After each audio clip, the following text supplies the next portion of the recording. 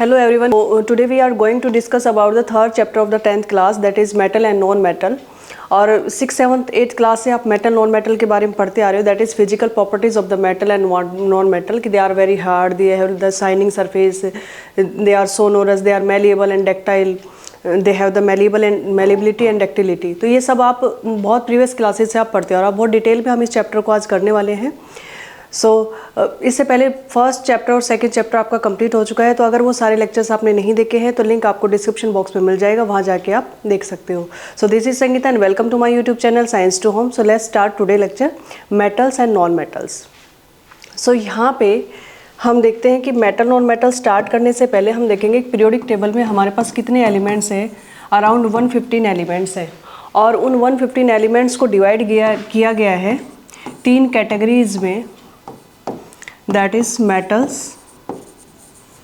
non-metals and metalloids. Metalloids are the metalloids जो हैं वो कौन से सब्सटेंस है या कौन से एलिमेंट्स को हम मेटलॉइड्स कह रहे हैं, which have the properties of both metals and non metals, यानी कि जिनके अंदर दोनों की प्रॉपर्टी है which behave as metal as well as non metal, उनको हम मेटलॉइड बोलते हैं. ये आगे हायर क्लासेस में आपका 11th 12th में आ जाएगा. तो यहाँ हम मेटल और नॉन मेटल के बारे में तो उनकी physical properties and chemical properties हम करेंगे, तो वो सब हम देखने वाले हैं. तो यहाँ देखिए फिजिकल प्रॉपर्टीज़ ऑफ मेटल के बारे में सबसे पहले ये एक्टिविटीज़ जो दी हुई है ये हम करेंगे, क्योंकि इनसे हमारे कंसेप्ट जो है वो और ज़्यादा स्ट्रॉन्ग होते हैं. तो फर्स्ट जो एक्टिविटी उसमें क्या दिया गया है, take a sample of iron, copper, aluminium and magnesium. 4 metal है हमारे पास, iron, copper, aluminium and magnesium. ठीक है. Note the appearance of each sample and clean the surface of each sample by rubbing them with the sand paper and note that their appearance again. तो देखो सारे metal हैं, सारे hard हैं, but कोई भी चीज़ हो जब तक वो क्लीन नहीं होती है तो उसका सरफेस हमें थोड़ा सा क्लीन, मतलब शाइनिंग सरफेस है. मेटल्स का शाइनिंग सरफेस होता है. Almost all metals are hard except mercury और दे हैव लेस्चर्स. ठीक है. बट अगर काफ़ी टाइम से उन मेटल्स को हमने क्लीन नहीं किया है, रब नहीं किया है किसी भी सैंड पेपर से या फिल्टर पेपर से उनको साफ़ नहीं किया है, तो उनका जो शाइनिंग सरफेस है उनके अंदर शाइनिंग कम होगी. लेकिन जैसे हम उनको क्लीन करके देखते हैं कहीं भी आपका मेटल जहाँ यूज़ हुआ है तो फिर उसके बाद उसका शाइनिंग जो सरफेस है वो और ज़्यादा हमें क्लियर दिखने लग जाता है. तो हम कहेंगे अगर फर्स्ट टाइम हम इनको देख रहे हैं जो नेचुरल जो इसकी फॉर्म है तो उसमें कहेंगे they have less shining surface. They have less shining surface. They have less shining surface.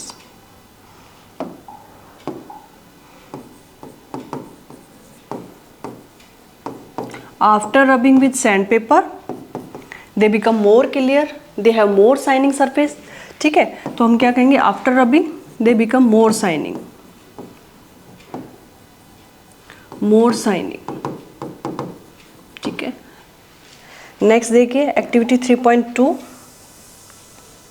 Take a small piece of iron, copper, aluminum and magnesium. Try to cut these metals with a sharp knife and note your observation. Hold the piece of sodium metal with a pair of tongues.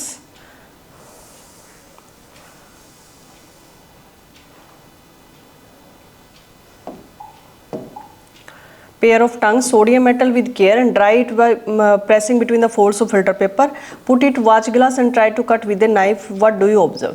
तो देखिए ये जो सारे हमारे पास metal थे, that is iron, copper, aluminium and magnesium.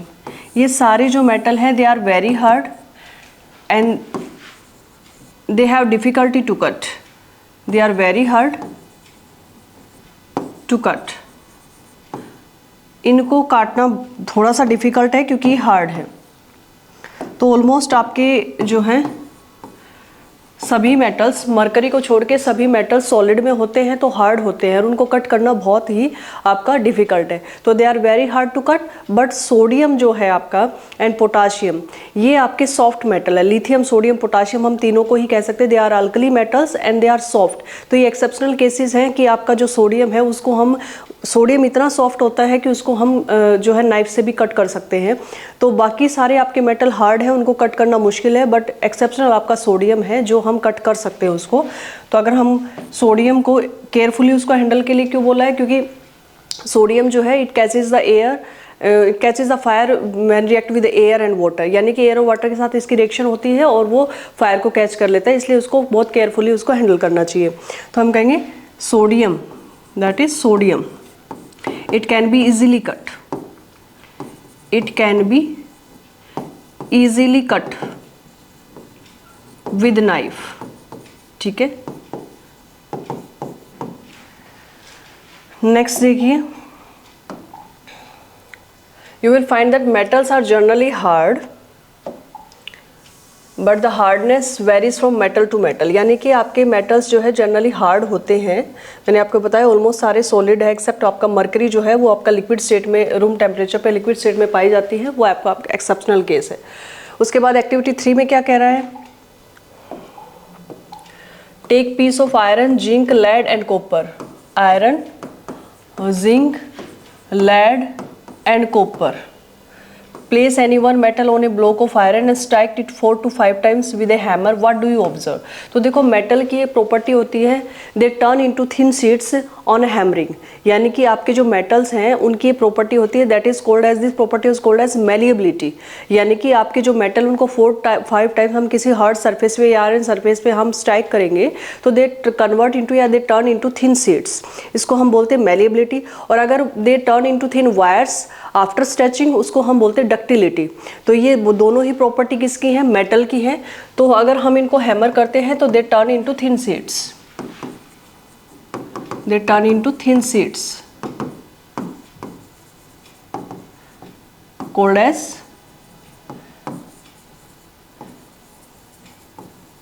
malleability, ठीक है। Okay, record the change in the shape of these metals, अगर अदर मेटल के साथ अगर हम ये करें तो वो भी आपका ऐसे शेप में, तो जिस तरह से हमारी नीड होती है उस तरह से हम मेटल को अपना नीड के अकॉर्डिंग जो है उसमें शेप में चेंज ला सकते हैं by the property of malleability और डक्टिलिटी, यानी कि हमें वायर चाहिए या हमें शीट चाहिए, उसी हिसाब से आपका मेटल जो है अपनी शेप चेंज कर लेता है, हम अपनी नीड के हिसाब से उसको यूज़ कर सकते हैं। You will find that some metals can be beaten into thin sheets, can be beaten into thin sheets and this property is called as malleability. Did you know that gold, और आप याद रखोगे gold और silver, gold का symbol होता है AU and silver का AG, are most malleable metals, ठीक है। नेक्स्ट देखिए, list the metal whose wire you have seen in daily life. तो डेली रूटीन लाइफ में कौन से ऐसे मेटल है जिनको हम वायर के रूप में जो है फॉर्म में भी जो अवेलेबल होते हैं हम देखते हैं, that is iron, copper and aluminium. तो आपके हो जाएंगे आयरन, कॉपर एंड एल्यूमिनियम, ये जो है वायर की फॉर्म में भी अवेलेबल होते हैं और दे आर वेरी डक्टाइल, ठीक है। तो आयरन, कॉपर, एल्यूमिनियम को वायर की फॉर्म में भी हम देखते हैं। The ability of metal can be drawn into thin wires is called as ductility and gold is the most ductile metal. तो 1 ग्राम गोल्ड से 2 किलोमीटर जो है लंबी तार बनाई जा सकती है, इतनी लंबी लेंथ की तार, तो उस आप देख सकते हो डक्टिलिटी कितनी अच्छी है उसकी। तो gold is the most ductile. It will be surprise to know that a wire about 2 kilometre length can be drawn from 1 gram gold, ठीक है। It is because of their malleability and ductility the metals can be given different shape according to our needs. Okay, can you name some metals that are use for making cooking vessels. Cooking vessels में कौन से metal use होते हैं, iron, copper and aluminium, ठीक है। ये आपके जो मेटल है आयरन, कॉपर और एल्यूमिनियम, ये आपके कुकिंग वेसल्स में यूज़ होते हैं उनको बनाने में। और क्यों यूज होते हैं, because they have the high melting point and boiling point, और second they are good conductor of heat, यानी कि गुड कंडक्टर ऑफ हीट होते हैं, इसलिए उनको आपका कुकिंग वेसल्स में यूज़ किया जाता है। जैसे आपका एल्यूमिनियम है, कॉपर है, ये आपका जैसे प्रेशर कुकर वगैरह बनाने में काम आता है। नेक्स्ट हम देखेंगे जो है एक्टिविटी 3.5 क्या कह रही है, टेक एन एल्यूमिनियम और कॉपर वायर, ठीक है। ये आपको जो है डायग्राम भी दिया गया है, आप इसको देख सकते हो। तो यहाँ क्या किया गया है, एक आपका कोई वायर, आपका जो है एल्यूमिनियम या कॉपर का वायर लिया गया है, ये फ्री एंड है और यहाँ पे आपका जो है वैक्स लगाई गई है और एक पिन लगाई गई है। तो जैसे हम बर्नर से इस मेटल के इस एंड को हम हीट करते हैं ठीक है, स्टैंड पे उसको लगा के। तो आपका मेटल को जब हीट करेंगे तो आपको पता है it is a good conductor of heat, तो एक आपका कॉर्नर से दूसरे कॉर्नर पे हीट का जो है इफेक्ट जाएगा और वहाँ पे आपका जो वैक्स है वो मेल्ट हो जाएगा, पिन ड्रॉप हो जाएगी। लेकिन अगर मेटल की जो वायर है it is a good conductor of heat, तो वो आपका मेल्ट नहीं होगी। तो हम यहाँ पे हमारे पास क्या है, heat the wire with a spirit lamp candle and burner near the where it is clamped, what do you observe after some time. तो हम देखेंगे after some time wax melt and pin is drop, ठीक है। और second observation क्या होगी, note your observation, does the metal wire melt, no, metal wire does not melt, ठीक है।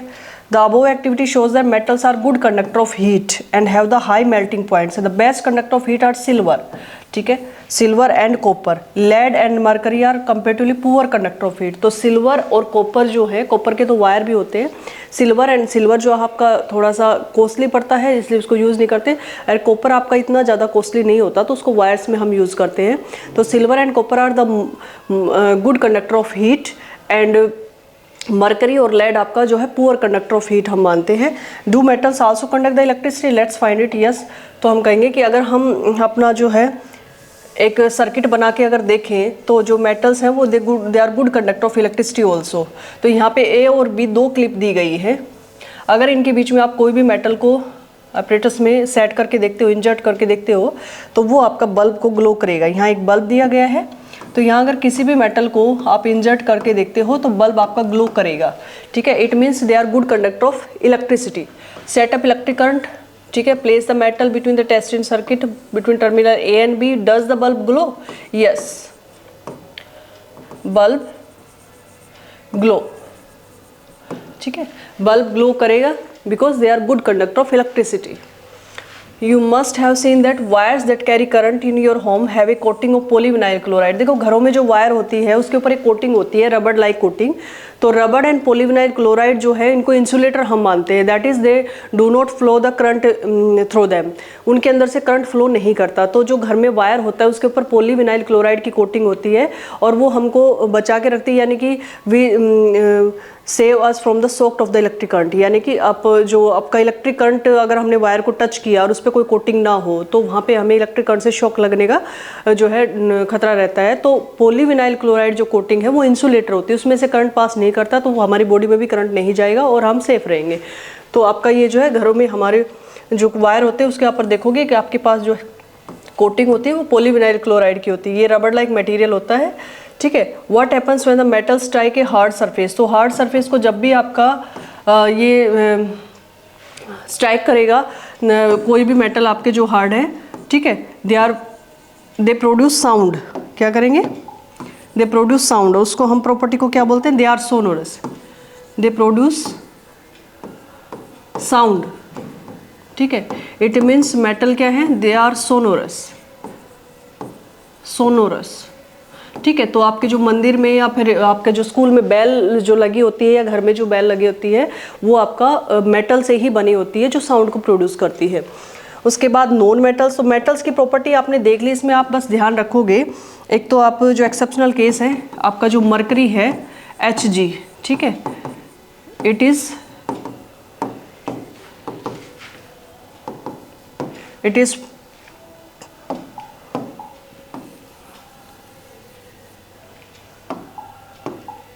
mercury is found in liquid state।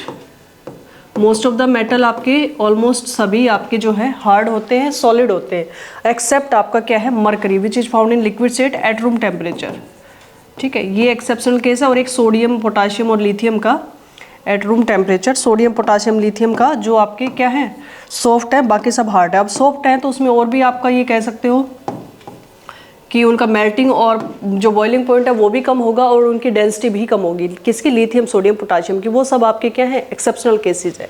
उसके बाद non metal के बारे में भी आपने बहुत कुछ पढ़ा है, तो नॉन मेटल के बारे में ये एक्टिविटी हम देख लेते हैं, ठीक है। तो नॉन मेटल इनके अपोजिट होंगे, they are bad conductor of heat, bad conductor of electricity, but कुछ कुछ एक्सेप्शनल केस है, जैसे कार्बन है उसके 2 एलोट्रोप्स होते हैं, that is diamond and graphite.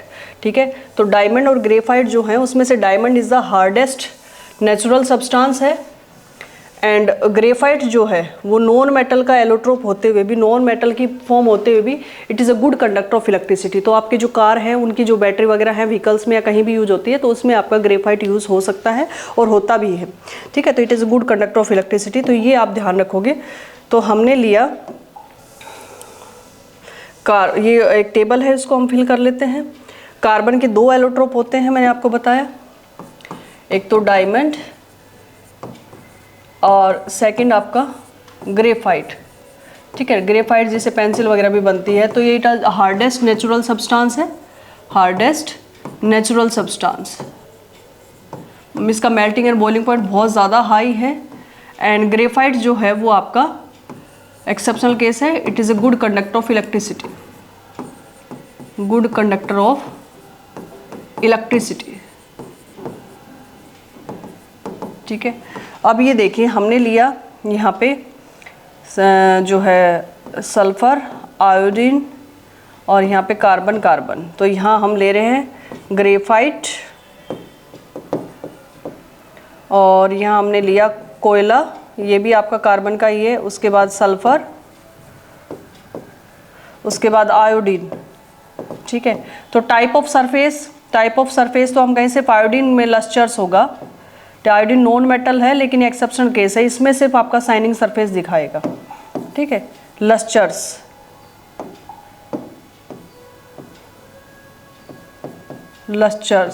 ठीक है, बाकी सबका सरफेस कैसा होगा, नॉन लस्चर्स, सल्फर का भी, कोयले का भी और ग्रेफाइट का भी। हार्डनेस अगर कहें तो आपका ग्रेफाइट हार्ड है, आपका ये भी हार्ड है, लेकिन आयोडीन और ये सारे आपके हार्ड नहीं होते, तो ज़्यादा हार्ड नहीं होते, तो सॉफ्ट, मतलब ज़्यादा सॉफ्ट भी नहीं बट हार्ड नहीं होते, तो नो हम कर देंगे। मेलिएबिलिटी तो नॉन मेटल है तो मेलिएबिलिटी नो, कोई भी मेलिएबल नहीं होता।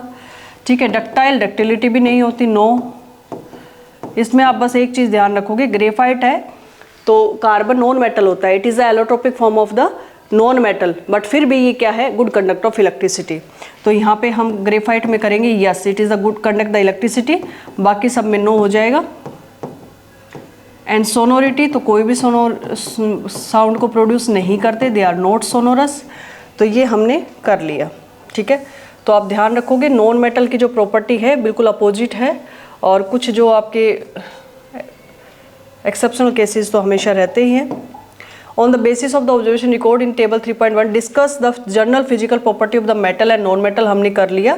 ठीक है, नॉन मेटल की जो प्रॉपर्टी है, they are not sonorous, they are not malleable, they are not ductile, exceptional case आपका graphite which is a good conductor of electricity. बाकी नॉन मेटल्स जो हैं they are bad conductor of heat and electricity, they do not conduct the heat and electricity. ठीक है, और bromine यहाँ पे आपका लिक्विड स्टेट में, बाकी जो नॉन मेटल है वो सॉलिड लिक्विड गैस सभी में पाए जाते हैं, बट ब्रोमीन आपका एक नॉन मेटल है जो आपका लिक्विड स्टेट में पाया जाता है, तो उसको आप ध्यान रख लोगे। ब्रोमीन सिंगल नॉन मेटल है जो किस स्टेट में पाया जाता है, लिक्विड स्टेट में। ठीक है, तो अब कह रहे हैं कि मरकरी जो है, all metals except mercury exist as solid at room temperature. ठीक है, ये हमने देख लिया था, और all metals have high melting and boiling point. उसके बाद आपका जो है कुछ एक्सेप्शनल केसेस आ गए, बट गैलियम एंड सीजियम, देखो ये भी मेटल है, गैलियम और सीजियम, ये इतने ज़्यादा, इनका मेल्टिंग पॉइंट इतना ज़्यादा लो होता है कि आप पाम पे रखोगे तो भी वो जो है मेल्ट हो जाएंगे।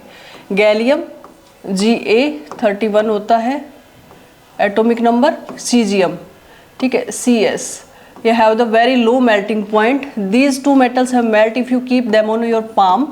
Iodine is a known metal but it is lustrous. Carbon is a known metal that can exist in different form, and each form is called as the allotrope. Diamond is allotrope of carbon, is the hardest natural substance known as the very high melting point. And graphite is another allotrope of carbon, is it good conductor of electricity. Alkali metal, that is lithium, sodium, potassium, are soft and they can be cut with knife. They have low density and low melting point. तो ये सारा इसने जो है पूरा exceptional cases का आपको बता दिया, जो मैंने साथ साथ भी बता दिया था। उसके बाद देखिए एक्टिविटी 3.8 में क्या कह रहा है, take a magnesium ribbon and some sulphur powder.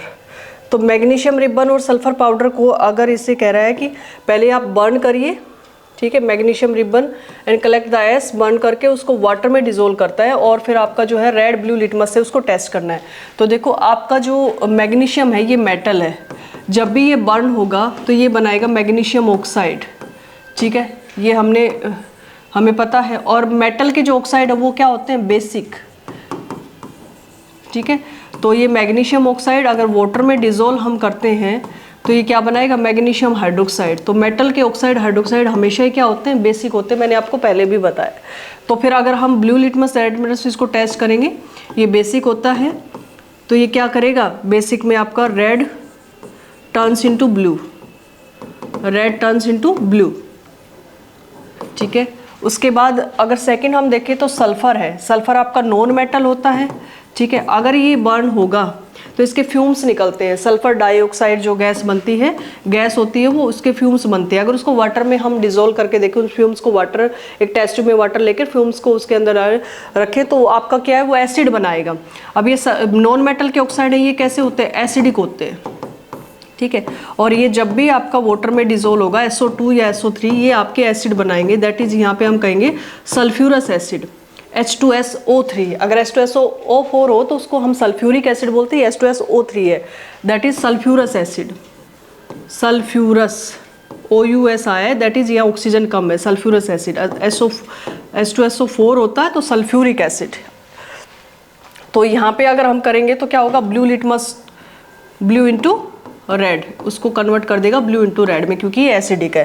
तो आप ध्यान रखोगे मेटल एंड नॉन मेटल के जो ऑक्साइड्स हैं, हमेशा मेटल के ऑक्साइड एंड हाइड्रोक्साइड हमेशा ही बेसिक होंगे, और नॉन मेटल के जो हाइड्रोक्साइड हैं, ऑक्साइड हैं, वो आपके एसिडिक होंगे। तो most of the non metals produce the acidic oxides when they dissolve in water, and on the other hand most of the metal give rise to basic oxide and you will okay. उसके बाद देखिए questions आ गए हमारे, give an example of the metal which is liquid at room temperature. तो ये हमें पता है कि एक ही मेटल है जो रूम टेम्परेचर में लिक्विड स्टेट में रहता है, दैट इज मरकरी, ठीक है। Cut with, can be easily cut with knife, sodium, ठीक है, सबसे सॉफ्ट है। Is the best conductor of heat, silver, silver best conductor of heat and electricity. Is a poor conductor of heat, lead, ठीक है।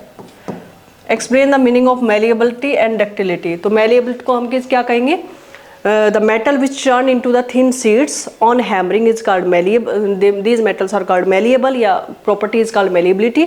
And the metals which turn into thin wire after stretching is called as the ductility, these metals are called ductile, ठीक है। Chemical properties में आ जाते हैं, physical properties हमने कर ली। तो aluminium, copper, iron, lead, magnesium, zinc and sodium, ये मेटल जो है हमें लेने हैं, aluminium, copper, iron, lead, magnesium, zinc and sodium, okay, ठीक है। तो what happen when metals are burned in air. तो देखो ऑक्सीजन के साथ जो इनकी रिएक्शन है वो मैं बता दूं, अलग अलग जो मेटल है, different metal different reaction show करेंगे, मतलब बनाएंगे सब ऑक्साइड्स, सारे मेटल जो है वो ऑक्साइड ही बनाएंगे, बट हीटिंग का इफेक्ट जो है अलग है। लिथियम, सोडियम, पोटाशियम तो रूम टेम्परेचर पे ही आपका जो है रिएक्ट कर जाएंगे, क्यों, क्योंकि they catches the fire, they react with air. तो सोडियम, इसलिए लिथियम, सोडियम, पोटाशियम को हम केरोसिन ऑयल के अंदर जो है इमर्स करके, यानी कि रखते हैं हम उनको, ताकि वो एयर और वाटर से जो है रिएक्शन ना कर पाए, तो वो आग को पकड़ लेते हैं, ठीक है। बाकी जो है मैग्नीशियम उससे थोड़ा सा ज़्यादा हो तो उसको थोड़ा, मैग्नीशियम को हीट चाहिए, थोड़ा उसको हीट करना पड़ेगा, एल्यूमिनियम को भी हीट चाहिए, जिंक जो है स्ट्रॉन्ग हीट उसको चाहिए, ठीक है। आयरन जो है वो एयर के साथ रिएक्शन नहीं करता, बर्न नहीं होता, लेकिन आयरन फिलिंग्स जो है उसके टुकड़े टुकड़े अगर हम कर देखें तो वो आपके बर्न हो जाते हैं। ऐसे कॉपर है, वो भी बर्न नहीं होता, लेकिन प्रोलॉन्ग हीटिंग के बाद उसके ऊपर एक ब्लैक कलर की कोटिंग आ जाती है, जिसको हम कॉपर सेकेंड ऑक्साइड या कॉपर ऑक्साइड हम बोलते हैं। तो आपका जो है ये इनका जो है रिएक्टिविटी का वो है। तो हम देख रहे हैं सबसे ज़्यादा जो है रिएक्टिव वो कौन है, sodium, lithium, sodium and potassium, ये जो है आपके सबसे ज़्यादा रिएक्टिव है। तो एक्टिविटी देखिए पहले, magnesium burns in air with dazzling flame, do you metal react in the same manner, let us check by the, अच्छा हमें पता है मैग्नीशियम जब बर्न होता है तो आपका जो है वो मैग्नीशियम ऑक्साइड बनता है। तो ये सारे जो है मेटल हमें दिए हुए हैं, ये आपको जो मेटल उसने बोला था, लिथियम, सोडियम, जो भी है, मैग्नीशियम, कॉपर, लेड, जिंक, ये सब मेटल का हमें बताना है। करें let the product and the metal surface cool down, which metal Burns easily. तो हमें पता है सोडियम आपका जो है वो इजीली बर्न हो जाएगा, ठीक है, ऑक्सीजन में। What flame colour did you observe when the metal burn? तो ये येलो कलर की फ्लेम देता है, येलो कलर फ्लेम, ठीक है।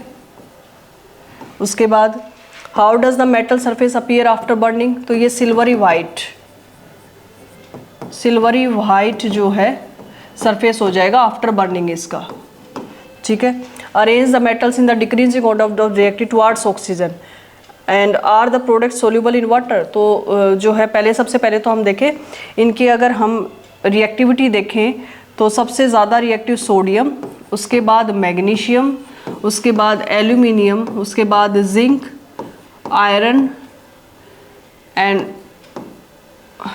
Lead and copper, lead, PB and सबसे लास्ट आपका कॉपर। और सिल्वर और गोल्ड तो बिल्कुल भी रिएक्ट करते नहीं एयर के साथ, ठीक है, यानी कि ऑक्सीजन के साथ उनका कोई, सिल्वर और gold they are unreactive towards the oxygen. उसके बाद are the product soluble in water, तो हम कहेंगे सोडियम जो है, सोडियम और पोटाशियम जो है उसके जो प्रोडक्ट है, सोडियम, पोटाशियम हो गया, लिथियम जो हो गया, इसके जो ऑक्साइड, हाइड्रोक्साइड है, they are soluble in water, soluble in water, ठीक है। And oxide of other metal are insoluble, ठीक है। ये सारे जो है, सोडियम के जो ऑक्साइड है वो आपका सोल्यूबल है लिथियम के, पोटाशियम के, बट मैग्नीशियम, एल्यूमिनियम, जिंक, इन सब के जो ऑक्साइड है वो सोल्यूबल नहीं है। तो सिर्फ आपका सोडियम के जो ऑक्साइड है, सोडियम यहाँ मेटल लिया गया, लिथियम और पोटाशियम का मैं और बता देती हूँ, वो भी सोल्यूबल है वाटर में, और इनको हम अल्कली मेटल बोलते हैं। तो इनके जो ऑक्साइड बनेंगे और उनसे जो वाटर में डिजोल्व करके हाइड्रोक्साइड बनेंगे, क्योंकि ऑक्साइड वाटर में डिजोल्व करता है तो हाइड्रोक्साइड बना देता है, तो NaOH, KOH बनेंगे, तो वो आपके जो है सोल्यूबल होंगे। उसके बाद देखिए,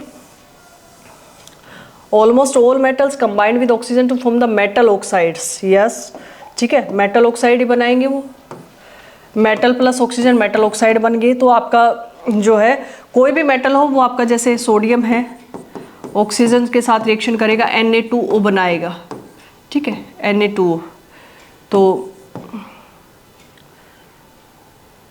यहाँ पे 2 ऑक्सीजन है तो 2 Na2O, तो यहाँ 4 Na हो जाएगा, ठीक है।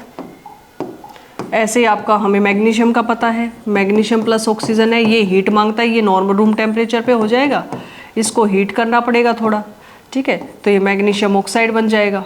तो आपका कॉपर के साथ देखो ऑक्सीजन तो प्रोलॉन्ग्ड हीट होती है यहाँ पे, when copper is heated in air combines with oxygen to form the copper second oxide, that is black oxide, इसको बोलते हैं कॉपर ऑक्साइड, CuO, ठीक है। कॉपर ऑक्साइड जो बनता है CuO, ठीक है, ये ब्लैक कलर का सब्सटेंस होता है। ये क्योंकि कॉपर इतना ज़्यादा रिएक्टिव नहीं है तो बहुत ज़्यादा हीटिंग के बाद उसके ऊपर एक कोटिंग आ जाती है ब्लैक कलर की, ठीक है। तो ये रिएक्टिविटी की सीरीज़ है इनकी, ठीक है, जो मैंने आपको बताई कि भाई सबसे ज़्यादा, तो सीरीज़ अगर हम देखें तो रिएक्टिविटी की सीरीज़ क्या है कि सबसे ज़्यादा तो सोडियम हो गया, उसके बाद आपका मैग्नीशियम, एल्यूमिनियम, उसके बाद जिंक, उसके बाद आयरन, उसके बाद लेड एंड उसके बाद कॉपर। तो सब, और सिल्वर गोल्ड तो करते ही नहीं रिएक्ट, तो ये आप इसको चीज़ को ध्यान में रखोगे।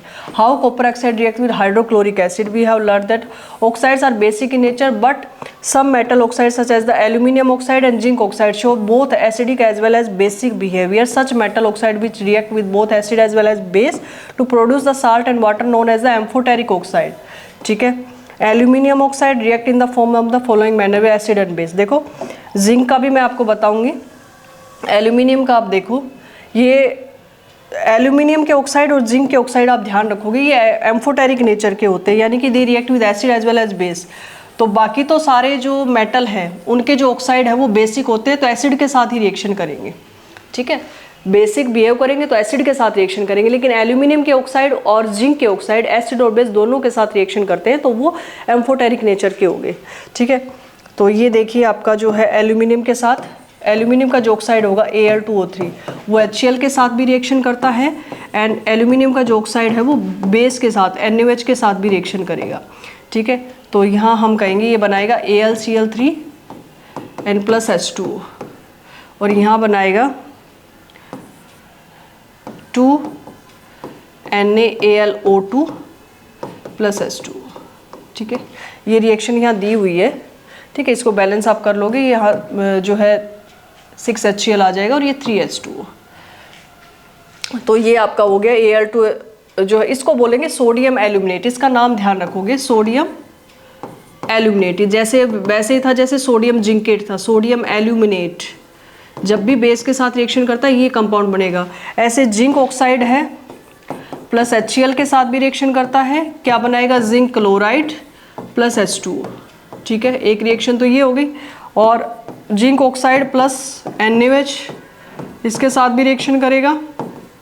तो यहाँ ध्यान रखोगे वो 2Na की जगह यहाँ Na2ZnO2, इसका नाम हो जाएगा सोडियम जिंकेट, सोडियम जिंकेट। ठीक है, प्लस H2O। तो ये आपका एम्फोटेरिक नेचर के हैं एल्यूमिनियम के ऑक्साइड एंड जिंक के ऑक्साइड। तो यहाँ पे एसिड और बेस दोनों के साथ रिएक्शन करेंगे, ये सोडियम आपका एल्यूमिनेट हो गया, ये सोडियम जिंकेट हो गया। उसके बाद most metal oxide insoluble in water. जो मेटल के ऑक्साइड है वो आपके इनसोल्यूबल होते हैं वाटर के अंदर। मैंने बताया सिर्फ सोडियम और पोटाशियम के जो ऑक्साइड है वो वाटर में डिजोल्व होकर NaOH और KOH बनाते हैं, एंड दीज और कोल्ड एज द अल्कली। जो बेस आपके उस वाटर में सोल्यूबल है उनको हम अल्कली बोलते हैं। And but some of these dissolve in water to form the alkali. Sodium oxide and potassium oxide dissolved in water to produce the alkalis. तो ये Na2O है जो वाटर में जो है होगा ये 2NaOH बनाएगा, K2O जब डिजोल्व होगा तो 2KOH बनाएगा।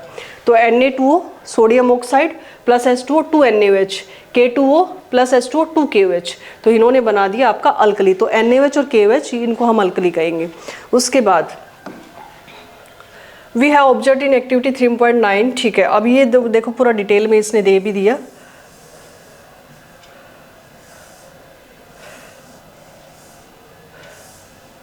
We have observe in activity that all metals do not react with oxygen. देखो सभी ऑक्सीजन के साथ जो है रिएक्ट नहीं कर रहे हैं एट द सेम रेट, सबका रेट अलग अलग है हीटिंग का। Different metal show the different reactivity towards oxygen. Metals such as the potassium and sodium react so vigorously that they catches the fire if kept in the open.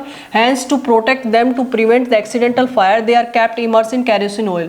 तो sodium को और potassium को, वैसे lithium को भी रखा जाता है, इनको हम कैरोसिन ऑयल में रखते हैं, कैरोसिन ऑयल में। ठीक है, क्योंकि ये वाटर और एयर साथ दोनों के साथ रिएक्शन करते हैं, वाटर के साथ भी और एयर यानी कि ऑक्सीजन के साथ भी इनकी रिएक्शन होती है, और ये फायर को कैच करता है। और ordinary temperature the surface of the metal such as the magnesium, aluminium, zinc, lead etcetera covered with a thin layer of oxide. जो मेटल हैं आपके, एल्यूमिनियम है, जिंक है, लेड है, मैग्नीशियम, उनका जब एयर के साथ मतलब एयर में थोड़ी देर उनको रख दे तो एक ऑक्साइड की लेयर आ जाती है उनके ऊपर। ठीक है, ऑक्साइड की लेयर, तो वो उनको फर्दर ऑक्सीडेशन से या फर्दर कोरोजन से बचाती है। तो कुछ एक मेटल के जो एयर की जो ऑक्साइड एयर से रिएक्ट करके जो ऑक्साइड की लेयर बनी है वो लेयर उनको फर्दर ऑक्सीडेशन या फर्दर कोरोजन से बचाती है, जो मॉइस्चर और एयर से जो कोरोजन लगता है। And the protective oxide layer prevents the metal from further oxidation. Iron does not burn on heating but iron filings burn vigorously when sprinkled in the flame of the burner. Copper does not burn but the hot metal is coated with a black colored layer of the copper second oxide. Silver and gold do not react with oxygen even at high temperature. तो ये सारा मैंने आपको बता दिया। उसके बाद देखो एनोडाइजिंग एक प्रोसेस होता है एल्यूमिनियम के लिए। तो एल्यूमिनियम का जो मेटल है उससे हम कुछ भी काम में ले रहे हैं, तो एल्यूमिनियम के ऊपर एक पहले ऑक्साइड की एक लेयर होती है, उसको हम एल्यूमिनियम ऑक्साइड की लेयर बोलते हैं, वो उसको फर्दर कोरोजन से बचाती है। लेकिन अगर उसको और भी ज़्यादा मजबूत बनाना है तो एनोडाइजिंग एक प्रोसेस होता है। उसमें क्या करता है, एक जो है क्लीन जो है एक एल्यूमिनियम का मेटल हम लेंगे, उसको एनोड बना देंगे। ठीक है, प्योर होगा वो, उसको हम एनोड बना देंगे, और दूसरा कोई मेटल ले लेंगे उसको हम कैथोड बना देंगे, और डाइल्यूट सल्फ्यूरिक एसिड वहाँ ले लेंगे। तो उसमें क्या होता है कि जो ऑक्सीजन गैस होती है वो निकलेगी तो एनोड पे ही जाएगी।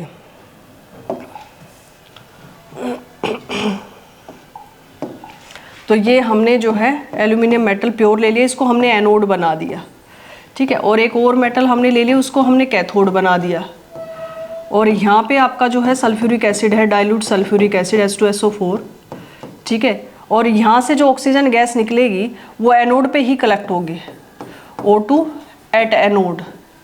तो इस लेयर को ये और भी ज़्यादा थिक बना देगी जो प्योर एल्यूमिनियम मेटल की थी, ठीक है। तो और थिक लेयर बन जाएगी और उस पर हम कोई डाई भी कर सकते हैं उसको अच्छा फिनिशिंग देने के लिए, तो उसको बोलते हैं anodising process which make the thick layer of the aluminium metal. तो वो आपका और ज़्यादा उसको जो है प्रिवेंट करते हैं कोरोजन से या ऑक्सीडेशन से, फर्दर ऑक्सीडेशन या कोरोजन से, तो इसको एनोडाइजिंग प्रोसेस बोलते हैं। और ये आपका जो है एल्यूमिनियम मेटल के लिए है। तो यहाँ पे anodising is a process performing a thick oxide layer of aluminium. Aluminium develop से thin oxide layer when expose to air. Thin तो पहले ही बन जाती है। Aluminium oxide coated makes resistance to further corrosion. The resistance can be improved further by making the oxide layer thicker during anodising. A clean aluminium article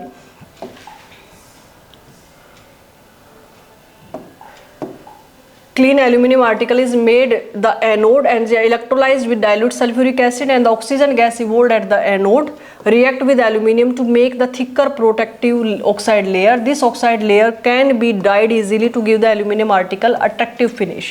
तो इसको thick बनाने के लिए एनोडाइजिंग प्रोसेस किया जाता है। After performing this the sodium is the most reactive metal of the sample taken here and the reaction of the magnesium is less vigorous. Imply it is not that the sodium but burning in oxygen does not help us to decide the। तो अच्छा ठीक है, सिर्फ oxygen के साथ reaction से हम इनको डिसाइड नहीं कर सकते कि इनकी रिएक्टिविटी कैसी है। तो वाटर के साथ इनकी रिएक्शंस देखेंगे हम। तो एक्टिविटी 3.10 में क्या कहा गया है, what happens when metals react with water. देखो यही जो मेटल हमने लिया तो इसमें कह रहा है कि आपका जो है put a small piece of the sample separately in beaker half filled cold water, ठीक है। Which metal react with cold water arrange them in a increasing order of their reactivity. तो कोल्ड वाटर के साथ जो है, water के साथ जो रिएक्शन, तो सबसे पहले तो सोडियम करता है, पोटाशियम करता है एंड कैल्शियम। ये तीन जो है वो कोल्ड वाटर के साथ ही इनकी रिएक्शन हो जाती है। तो अगर हम इंक्रीजिंग ऑर्डर में लिखें तो सबसे कम जो है रिएक्टिविटी कैल्शियम की, उसके बाद पोटाशियम की और सबसे ज़्यादा रिएक्टिविटी सोडियम की होती है, ठीक है, वाटर के साथ। उसके बाद did you any metal produce the fire on water. तो सोडियम जो है वो आपका फायर वाटर के साथ देता है। जो पानी में आग लगाने वाली बात जो करते हैं जादूगर, वो वाटर में सोडियम को डाल देते हैं और पानी में आग लग जाती है। Does any metal start floating after some time. तो ये आपका कैल्शियम है।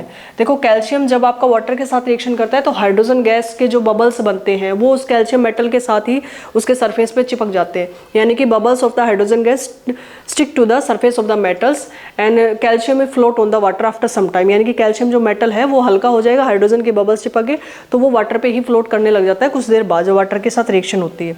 Put the metal that did not react with the cold water in beakers. उसको हम अगर कोल्ड वाटर के साथ नहीं कर रहा रिएक्शन तो उसको हम स्टीम के साथ कराते हैं। तो देखो वाटर के साथ होती है, कोल्ड वाटर के साथ एक थोड़ा बहुत हॉट करके एक स्टीम के साथ रिएक्शन होती है। तो आपका जो है अगर कोल्ड वाटर हॉट वाटर के साथ रिएक्शन होती है तो मोस्ट ऑफ आपके हाइड्रोक्साइड बनाते हैं, और अगर आपका स्टीम के साथ रिएक्शन होती है तो फिर ऑक्साइड बनाएंगे। तो आप इस चीज़ को ध्यान रखोगे कि जब भी मेटल जो है वो स्टीम के साथ रिएक्शन करेंगे, यानी कि H2O गैस के साथ, इसको हम बोलते हैं स्टीम, तो फिर वो हाइड्रोक्साइड नहीं, वो ऑक्साइड बनाएंगे, ठीक है, मेटल ऑक्साइड, ठीक है। और अगर आपका वैसे इनकी उसके साथ होती है रिएक्शन कोल्ड हॉट वाटर के साथ, तो मेटल प्लस कोल्ड वाटर हो या फिर हॉट वाटर हो, ठीक है, दोनों में क्या बनाएगा, मेटल हाइड्रोक्साइड, मेटल हाइड्रोक्साइड। तो आप ये ध्यान रखोगे कि अगर स्टीम के साथ रिएक्शन हो रही है तो for the metal did not react with the hot water arrange the apparatus and the reaction with steam did not react even with steam. Okay, तो इन सब के आंसर हम देते हैं। तो देखो जो कोल्ड वाटर के साथ रिएक्शन कर रहे हैं वो तो कर ही रहे हैं, और जो हॉट वाटर के साथ रिएक्शन करेंगे जैसे आपका जो मैग्नीशियम वगैरह है, ठीक है, इनको हमें मैग्नीशियम हो गया, आपका जो है जिंक वगैरह हो गया, इनका जो है आपका हॉट वाटर के साथ रिएक्शन होती है। थोड़ा सा इनको हीटिंग चाहिए, रिएक्शन तो कर लेते हैं हॉट वाटर के साथ, लेकिन कौन से वाटर जो है आपके स्टीम के साथ भी रिएक्शन नहीं दिखाते, ठीक है। एक देखो आपका जो है सबसे हम ये कहेंगे कि कॉपर जो है वो बिल्कुल रिएक्शन नहीं करता, स्टीम के साथ भी नहीं करेगा, वाटर के साथ। Copper, lead, silver and gold, ये चार मेटल ऐसे हैं जो ना तो वाटर के साथ रिएक्शन करेंगे ना स्टीम के साथ। वाटर कोल्ड हो हॉट हो, ठीक है, या फिर स्टीम हो, किसी के साथ इनकी रिएक्शन नहीं होगी। Copper, lead, silver and gold ये अनरिएक्टिव है टुवार्ड्स वाटर, ठीक है। बाकी जो है सिर्फ ये आपके कोल्ड वाटर के साथ सोडियम, पोटाशियम, कैल्शियम करेंगे। बाकी मैग्नीशियम, जिंक है, आयरन है, इनको थोड़ा सा हीटिंग चाहिए, ये रिएक्शन करेंगे। कॉपर, लेड, जो सिल्वर और गोल्ड है, ये आपका जो है हीटिंग नहीं करेंगे। अब इसमें से जो आपका एक तो एल्यूमिनियम और एक हम कहेंगे आयरन।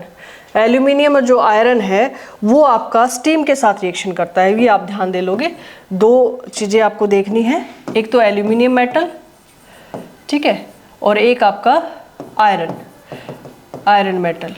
ये अगर वाटर के साथ रिएक्शन करेंगे, ठीक है, तो ये स्टीम की फॉर्म में करेंगे, स्टीम की फॉर्म में, और ये फिर ऑक्साइड ही बनाएंगे, ठीक है। तो इसका भी हम देख लेते हैं, जैसे एल्यूमिनियम है H2O, ठीक है, तो ये ऑक्साइड बनाएगा Al2O3, ठीक है, और हाइड्रोजन गैस को लिबरेट करेगा। तो यहाँ पे आ गया मेटल वाटर के साथ, एक मेटल ऑक्साइड प्लस हाइड्रोजन, फिर मेटल ऑक्साइड प्लस वाटर। अच्छा, ये ऐसे दे रखा है, अगर मेटल वाटर के साथ उसके वाटर के साथ रिएक्शन कर रहा है, तो अगर वो मेटल ऑक्साइड बना रहा है तो हाइड्रोजन गैस लिबरेट करेगा, और दूसरा फिर तभी की तभी ये रिएक्शन हो जाती है, जो मेटल ऑक्साइड बने हैं उसको फिर दोबारा से वाटर के साथ रिएक्शन उसकी होगी तो मेटल हाइड्रोक्साइड बनेगा। तो लेकिन हम कहते यही हैं कि कोल्ड वाटर, हॉट वाटर, क्योंकि लास्ट में जो प्रोडक्ट है वो बनता मेटल हाइड्रोक्साइड है, तो कोल्ड वाटर, हॉट वाटर के साथ हाइड्रोक्साइड ही बनेगा, लेकिन स्टीम के साथ रिएक्शन होगी तो ऑक्साइड बनेगा, वहीं रुक जाएगी रिएक्शन।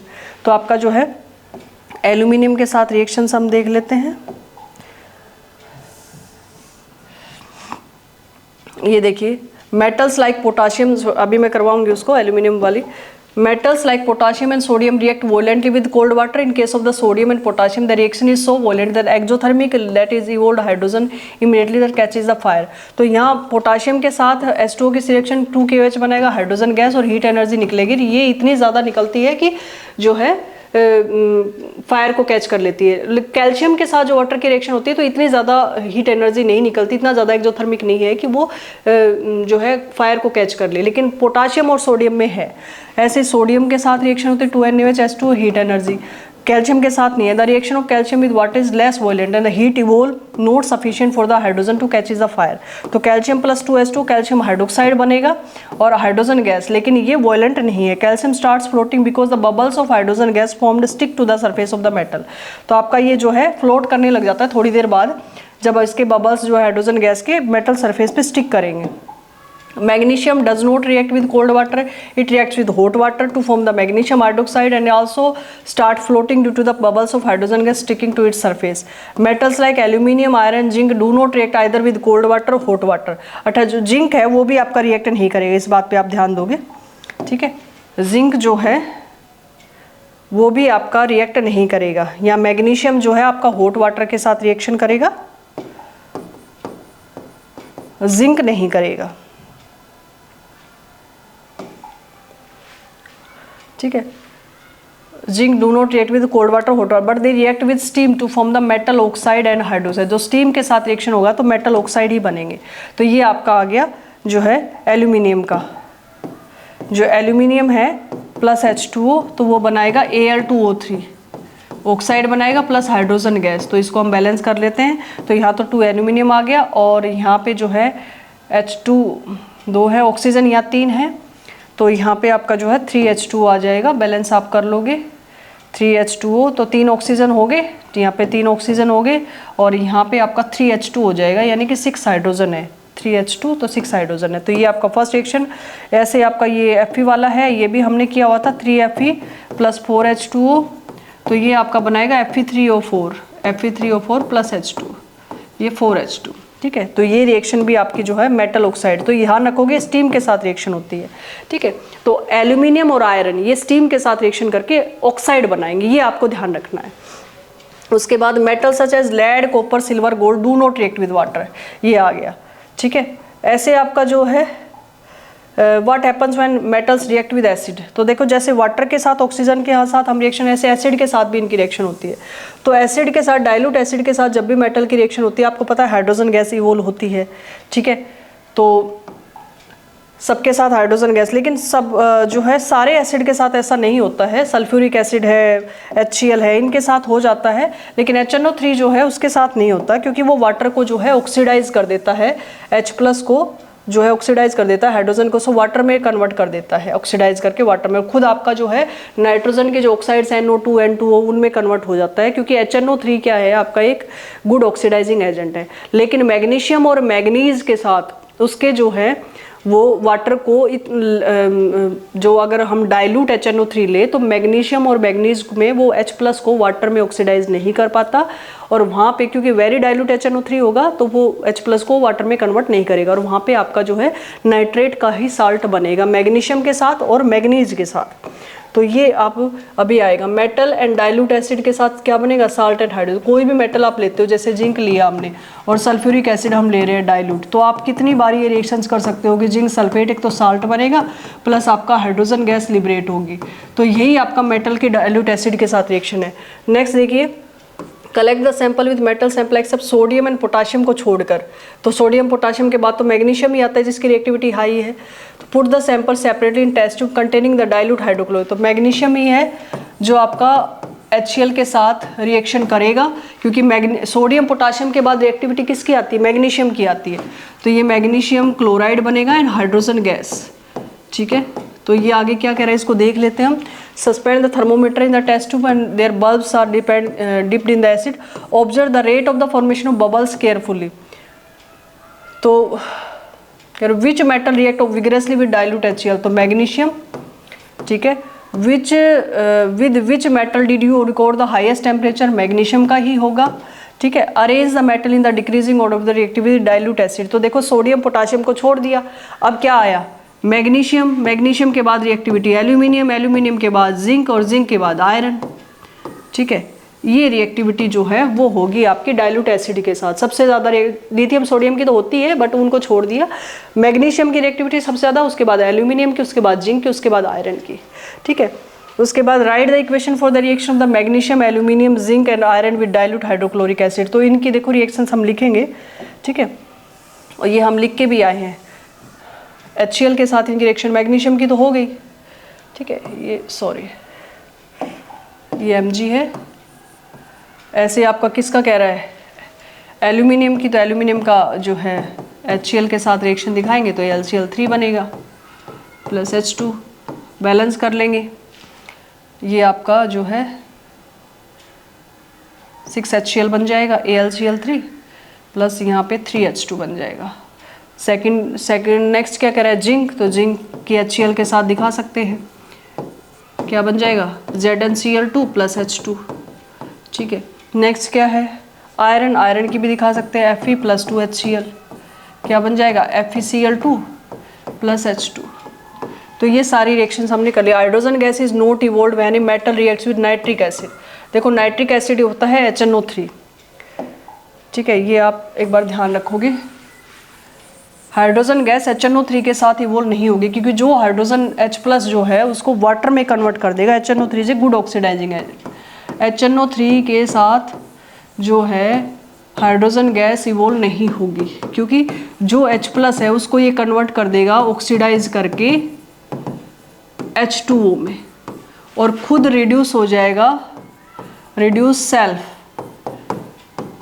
जो है N2O है, NO है, नाइट्रोजन के ऑक्साइड में NO है, N2O है, NO2 है, इन ऑक्साइड्स में। वो डिपेंड करता है कि नेचर ऑफ द मेटल क्या है, कंसंट्रेशन क्या है, रिएक्शन टेम्परेचर क्या है, उसके हिसाब से आपका जो है नाइट्रोजन का ऑक्साइड निकलता है। तो ये HNO3 जो है ये आपका वाटर में इसको कन्वर्ट कर देता है H+ को, तो हाइड्रोजन गैस इवॉल्व नहीं होगी। उसके बाद सिर्फ 2 ही मेटल है जिसमें ये हाइड्रोजन गैस इवॉल्व होगी, एक तो मैग्नीशियम और एक मैग्नीज। ठीक है, इनके साथ नाइट्रेट बनेगा। HNO3 जो है वो एक गुड ऑक्सीडाइजिंग एजेंट है, गुड ऑक्सीडाइजिंग एजेंट। ठीक है, लेकिन इसको बहुत ज़्यादा डाइल्यूट करके मैग्नीशियम और मैग्नीज के साथ रिएक्शन कराया जाए तो बहुत ज़्यादा डाइल्यूट होगा, तो वो इतना एबल नहीं होगा कि H+ को H2 में ऑक्सीडाइज कर दे, उसकी एबिलिटी कम हो जाएगी। तो सिर्फ उन्हीं मेटल के साथ करता है। वेरी डाइल्यूट करके इनके साथ हम करना चाहें तो भी वो नहीं करता, जिंक के साथ, आयरन के साथ। तो hydrogen gas is not evolve when metal reacts with nitric acid. It is because the HNO3 is a strong oxidizing agent and it oxidize the hydrogen produce to the water itself get reduced to any of the nitrogen oxide and 2O NO है NO2, but manganese and magnesium and manganese react with very dilute HNO3 to all hydrogen gas. You must have observed the activity. The rate of the formation of bubbles was the fastest in case of the magnesium, and the reaction was almost exothermic in this case, and the activity decreased in the manner of magnesium, aluminium, zinc and iron. In the case of copper, no bubbles were seen and the temperature also remains unchanged. This shows that copper does not react with dilute HCl. Copper इतना ज़्यादा reactive नहीं है, वो HCl के साथ reaction नहीं show करता. तो इनके साथ जो है रिएक्शंस हम देख लेते हैं एक बार. मैग्नीशियम के साथ रिएक्शन और मैग्नीज के साथ रिएक्शन, यहाँ पे वो हाइड्रोजन गैस को जो है इवोल्व करेगा. तो मैग्नीशियम प्लस HNO3, ठीक है, तो ये आपका हो जाएगा magnesium nitrate NO3 twice plus H2 gas. ठीक है, तो ये आपका जो है डाइल्यूट है, वेरी डाइल्यूट. उसके बाद मैग्नीज प्लस 2HNO3, ये बन जाएगा manganese nitrate NO3 twice plus H2. ठीक है, तो सिर्फ मैग्नीशियम और मैग्नीज के साथ ये हाइड्रोजन गैस को इवॉल्व करेगा. उसके बाद देखिए एक्वा रेजिया, ये बहुत इंपॉर्टेंट है. एक्वा रेजिया जो है ये बहुत इंपॉर्टेंट है. एक्वा रेजिया होता है, एक्वा रेजिया ये होता है कि आपका HCl और HNO3 दोनों का मिक्सचर लेते हैं. 3 पार्ट HCl लेंगे और 1 पार्ट HCl. स्ट्रॉन्ग एसिड है दोनों, ठीक है, HCl एंड HNO3. तो 3 parts of HCl and 1 part of HNO3 mix and form the solution called as the aqua regia. और ये इतना ज़्यादा स्ट्रॉन्ग होता है कि it can dissolve the gold and platinum also. तो जो गांव में आते हैं ना, चेन साफ करवा लो गोल्ड की, या जो भी ऑर्नामेंट्स हम पहनते हैं, ज्वेलरी वगैरह, तो वो क्या करते हैं, एक्वा रेजिया ये सॉल्यूशन आपका जो है केमिस्ट से ये ले लेते हैं और उनको थोड़ा बहुत आइडिया रहता है या पूछ लेते हैं, और फिर इसमें डिजोल्व जब करते हैं तो साफ़ हो जाते हैं. लेकिन कुछ जो मेटल का जो पार्ट है वो उसमें डिजोल्व हो जाता है, उसको वो क्रिस्टलाइज कर लेते हैं, यूज़ कर लेते हैं. क्रिस्टलाइजेशन प्रोसेस से वो मेटल जो है आपका इकट्ठा हो जाता है और उसको यूज़ कर लेते हैं वो. तो ऐसे कभी नहीं करना चाहिए. ठीक है, एक्वा रेजिया रॉयल वाटर बोलते हैं, is a freshly prepared mixture of concentrated HCl. अच्छा, ये आप ध्यान रखोगे, ये कंसनट्रेटेड है, डाइल्यूट नहीं है. ये दोनों ही कंसनट्रेटेड में लेने हैं. Concentrated hydrochloric acid and concentrated nitric acid HNO3 in the formation of 3:1 ratio. It can dissolve gold and throw neither of these acids can do. कोई भी एसिड ऐसा नहीं कर सकता, लेकिन सिर्फ ये एक्वा रेजिया ही कर सकता. अगर अकेला HCl ले तो भी डिजोल्व नहीं करेगा गोल्ड प्लेटिनम को, अकेला HNO3 ले तो भी वो डिजोल्व नहीं कर, लेकिन दोनों को अगर मिक्स कर दिया 3:1 रेशियो में HCl HNO3 स्ट्रॉन्ग एसिड है, उसका एक ही पार्ट लेना है. HCl का आपका वो भी स्ट्रॉन्ग एसिड, लेकिन उसके 3 पार्ट लेने हैं. ठीक है, 3:1 रेशियो में. तो aqua regia is a highly corrosive fuming liquid, is one of the few reagent that is able to dissolve the gold and platinum. तो देखो, गोल्ड और प्लेटिनम को भी ये डिजोल्व कर सकता है.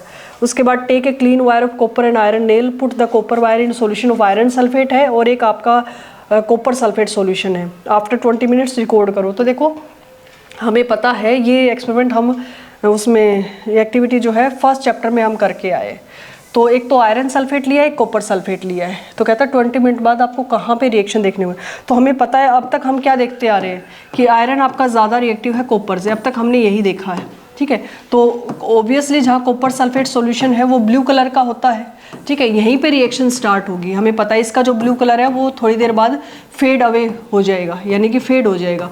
और वो क्यों हो जाएगा, क्योंकि आयरन जो है वो आपका कॉपर सल्फेट में यहाँ डिस्प्लेसमेंट रिएक्शन होती है और ये बना देगा आयरन सल्फेट एंड कॉपर को डिस्प्लेस कर देगा. ठीक है, तो हमें पता है कॉपर की रिएक्टिविटी ज़्यादा, यही अब तक हम पढ़ के आए.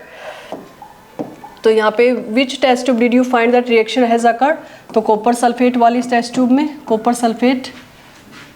सल्फेट टेस्ट ट्यूब, वहाँ पे रिएक्शन होगी.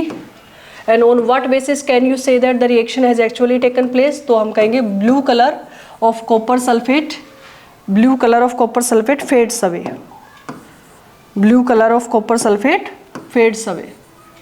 Blue colour of copper sulphate fade. ठीक है, can you correlate other for the activity 3.9 3.11. तो हमने इन एक्टिविटी से यही सिखाया कि iron is more reactive than copper. इन सबको कोरिलेट करें तो write a balance chemical equation for the reaction has taken place. तो ये आपकी रिएक्शन हो गई, ठीक है। Fe plus copper sulphate FeSO4 बनाएगा प्लस कॉपर को डिस्प्लेस कर देगा। Name the type of the reaction, तो इसको हम बोलेंगे डिस्प्लेसमेंट रिएक्शन, डिस्प्लेसमेंट रिएक्शन। ये हम करके आए सब। तो reactive metal can displace the less reactive metal from their compound in the solution of molten form. We have seen that in the previous section all metals are not equally reactive. We check the reactivity of various metal with oxygen, water and acid. हमने सबके साथ reactivity देख ली। अब एक reactivity series हम पढ़ेंगे जिसमें हम बताएंगे, हमने पता लग गया हमें almost कि किसकी reactivity कितनी है, but फिर भी एक series हम बनाएंगे। But all the metal do not react with these reagents, so we were not able to put all the metal sample we had to collect in the decreasing order of the reactivity. Displacement reaction studied in chapter 1 already. Better evidence about the, ठीक है, ये हो गया। अब metal A, metal salt B, salt solution of A, ये मैंने आपको बता दिया था डिस्प्लेसमेंट रिएक्शन में कि एक आपका मेटल लिया जाएगा नेटिव फॉर्म में, दूसरा आपका जो है सॉल्यूशन की फॉर्म में लिया जाएगा, और जो मोर रिएक्टिव मेटल है वो सॉल्यूशन से लेस रिएक्टिव मेटल को डिस्प्लेस कर देगा। तो ये यही दिया गया है आपका। इसमें आप देखिए मेटल ए ले लिया और salt of solution of B ले लिया, साल्ट सॉल्यूशन ए बन जाएगा, मेटल बी निकल जाएगा। तो विच मेटल, कॉपर और iron is more reactive according to your observation. तो हमें पता है iron is more reactive than copper. आप देखिए रिएक्टिविटी सीरीज, तो रिएक्टिविटी सीरीज में is least of the metal, सबसे पहले तो है इनको डिक्रीजिंग ऑर्डर में लगाया है। Reactivity series is least of the metal arrange in the order of their decreasing activity after performing displacement experiment, ठीक है। तो इस सीरीज को हमने, तो देखो ये सीरीज आप ध्यान रखोगे, ये रिएक्टिविटी सीरीज है। तो सबसे पहले देखो पोटाशियम जो है उसको लिया गया, पोटाशियम, उसके बाद sodium, calcium, magnesium, aluminium, zinc, iron, lead और हाइड्रोजन। तो हाइड्रोजन से जितने ज़्यादा ऊपर है, अब डिक्रीजिंग रिएक्टिविटी है तो हाइड्रोजन से जो अबोव है वो सब हाइड्रोजन को डिस्प्लेस कर सकते हैं फ्रॉम HCl H2SO4। तो डिस्प्लेसमेंट रिएक्शन शो कर सकते हैं, जो हाइड्रोजन से ऊपर है वो हाइड्रोजन को रिप्लेस कर सकते हैं, इवन वाटर से, HCl से, जहाँ भी। और जो हाइड्रोजन से नीचे है वो हाइड्रोजन को रिप्लेस नहीं करेंगे, तो वो डिस्प्लेसमेंट रिएक्शन शो नहीं करेंगे।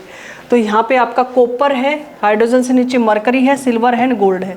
तो देखो इनका आपके ये जो है मोस्ट रिएक्टिव मेटल है हाइड्रोजन से, ये आपका जो है रिएक्टिविटी डिक्रीज हो रही है और ये लीस्ट रिएक्टिव है। तो गोल्ड आपका जो है वो लीस्ट रिएक्टिव है और पोटाशियम जो है वो आपका मोस्ट रिएक्टिव है। अब इस सीरीज को याद करने के लिए मैं आपको एक जो है ट्रिक बता देती हूँ, तब आपको थोड़ा सा ध्यान रह जाएगा, उसको आप अगर याद रख लोगे।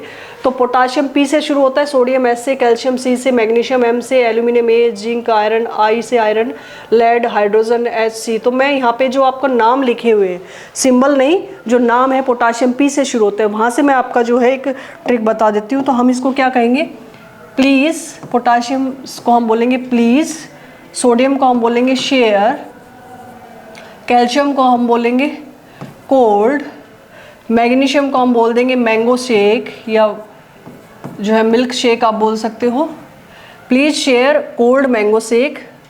एल्यूमिनियम को हम बोलेंगे आफ्टर, ठीक है। जिंक को हम बोलेंगे जिम, मैं इस तरह से लिखती हूँ, बाकी वो जो है ग्रेप्स वाला जी होता है, बट आप ध्यान रख लोगे इसको।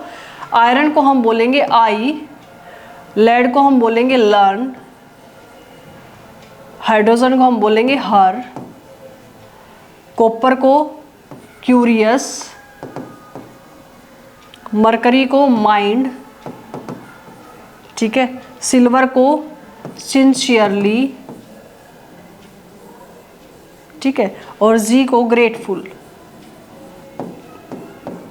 ठीक है। तो ये सीरीज आप याद कर लोगे, मतलब ये लाइन याद कर लोगे तो सीरीज याद रह जाएगी, ठीक है। यहाँ पे हाइड्रोजन को हर बोल रहे हैं, ये ध्यान रखोगे। तो ये क्या हो गया, please share cold mango shake after gym, I learn her curious mind, sincerely grateful. तो P for potassium, share for sodium, cold for calcium, mango shake for magnesium, ठीक है। उसके बाद आफ्टर एल्यूमिनियम, जिम जो है जिंक, आई iron, learn जो है वो आपका लेड, हर जो है वो हाइड्रोजन हो गया, curious C for copper, mind मतलब मरकरी, सिंसियरली, ठीक है, उसको हमने बोल दिया जो है सिल्वर, और ग्रेटफुल मतलब आपका गोल्ड। ठीक है। तो आप इस जो नाम है इनको से एक बार सिंबल तो आपको सभी को याद होगा, क्योंकि 9th क्लास में आप अच्छे से नहीं है तो एक बार सिंबल को ध्यान रखोगे।